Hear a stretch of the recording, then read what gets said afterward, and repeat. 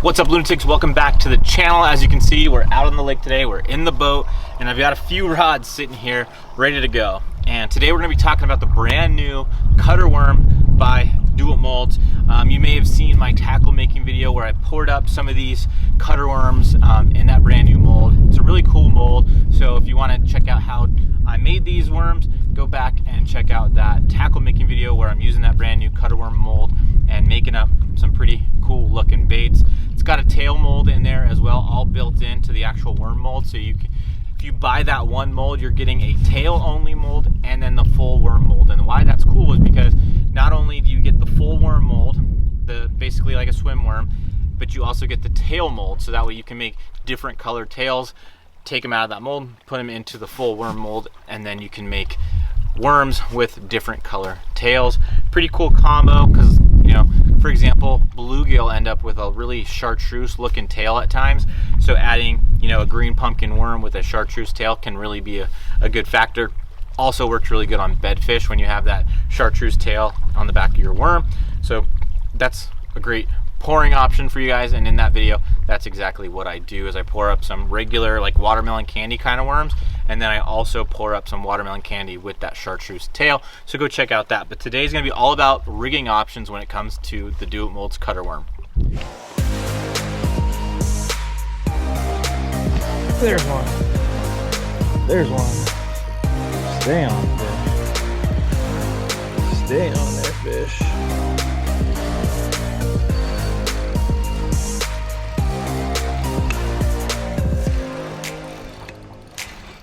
Stay on.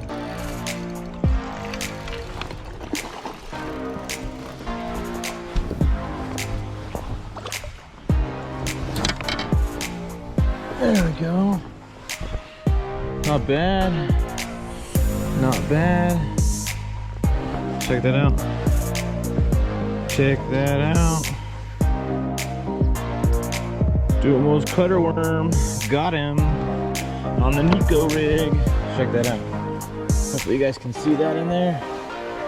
Check that out. Not a bad fish.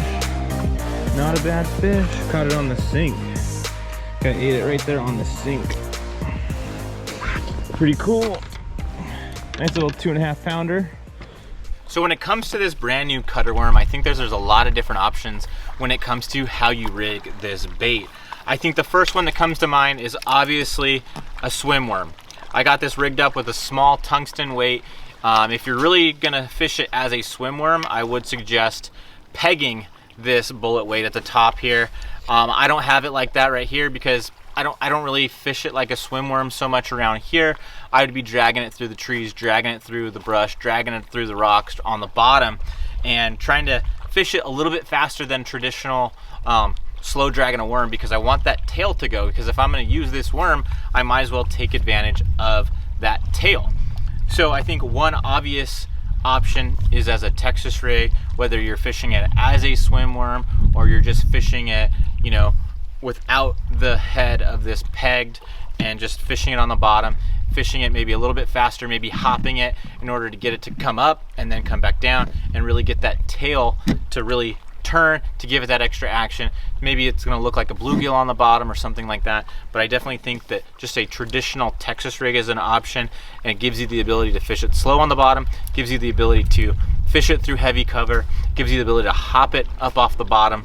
You can peg it if you want to, fish it through grass. There's all kinds of things you can do, obviously, with a Texas rig. You could pitch it, you can do a lot of different things, but I think, you know, obviously with this worm, a Texas rig is a great option. So I think another option that you may not have thought of is putting it on a swing head.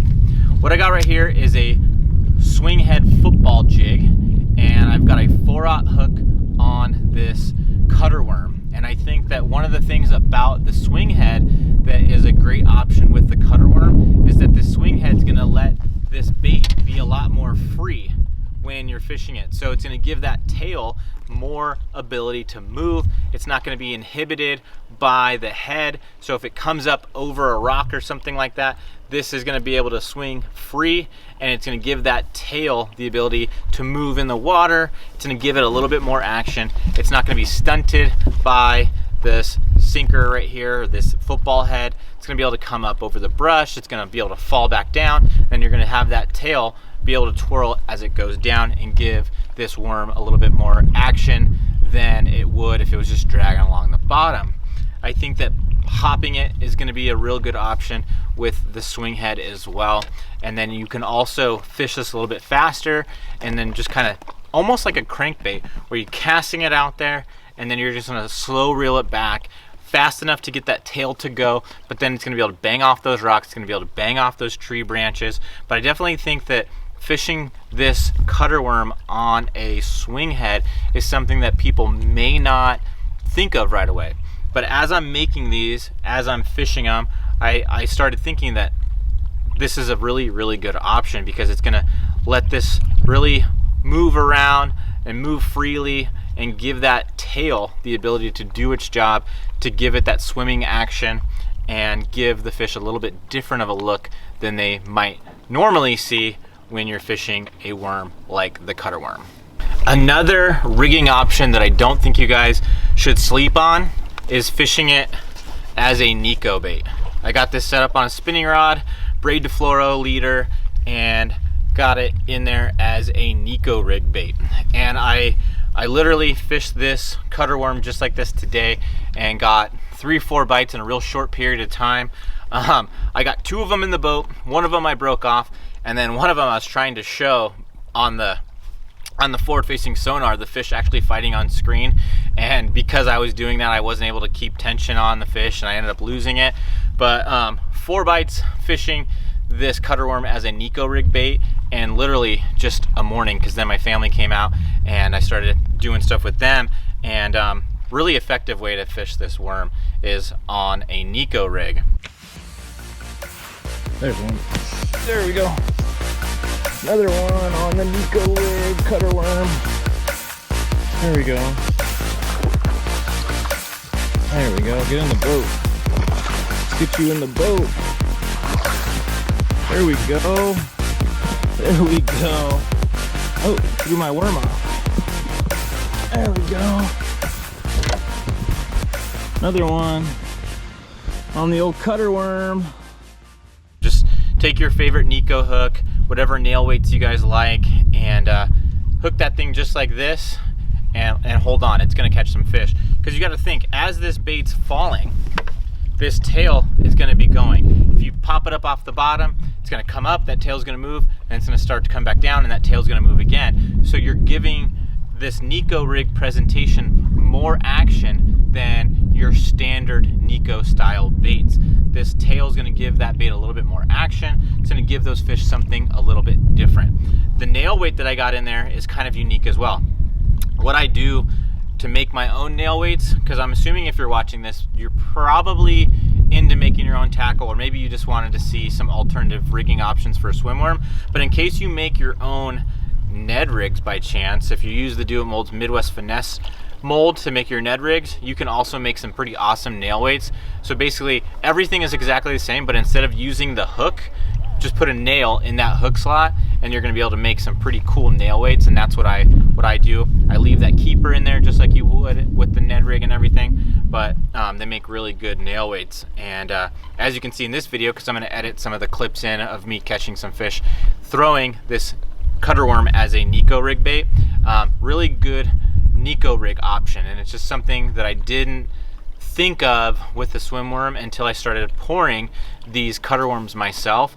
But definitely a good option when it comes to the Neko Rig, and it's definitely going to give the fish a new look on a bait that they might have seen before. But when it's down there on the bottom, they probably haven't seen a swim worm up like this with that kind of a presentation, with that tail moving up in the air or falling down like that. They've seen it kind of coming through the water column, but they haven't really seen it in that Neko Rig presentation in many cases. So the cutter worm as a Neko Rig bait is definitely an option, as you can see by some of the fish catches in this video. So I think a couple other options when it comes to this cutter worm is basically cutting it down just like this, right past the egg sac, right past the area where the hook slot is. Just tear it basically in half and you're left with this right here. I think this is going to make for a great spinnerbait trailer, a swim jig trailer, chatterbait trailer, anything like that. If you want to put it on a jig and get a little bit more action out of that tail, I think that that's an option as well. But I think that this bait is a lot more versatile than people are gonna think initially. So I hope that this video is helping you think outside the box when it comes to the cutter worm, being able to use it on different presentations and just get more bang for your buck when you're making these cutter worms for yourself.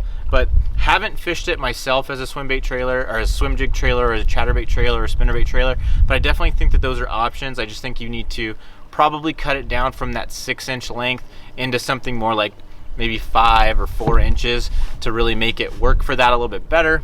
But if you think of like a swim Senko or any type of swim worm or anything like that, you can use those as trailers, so why not the cutter worm? You might as well get as many different presentations out of one bait as you can. Pour it in different colors. It doesn't have to obviously be green pumpkin.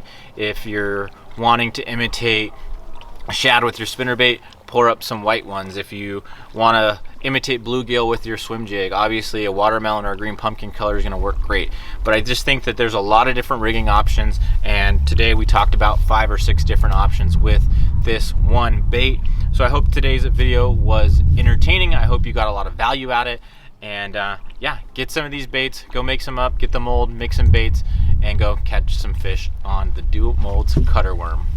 Well guys, that's gonna do it for today's video. I really hope you enjoyed learning about different rigging options with this DoIt Molds Kutter Worm, or any swim worm for that matter. I think that there's a lot of different options out there for a bait like this. So I hope it helped you think outside the box. I hope it helped you get a little bit more use out of your swim worms or the DoIt Molds Kutter Worm itself. But I hope you guys enjoyed today's video. If you're new to the channel, make sure to subscribe if you haven't already. Any questions or anything like that, leave a comment down below asking that question.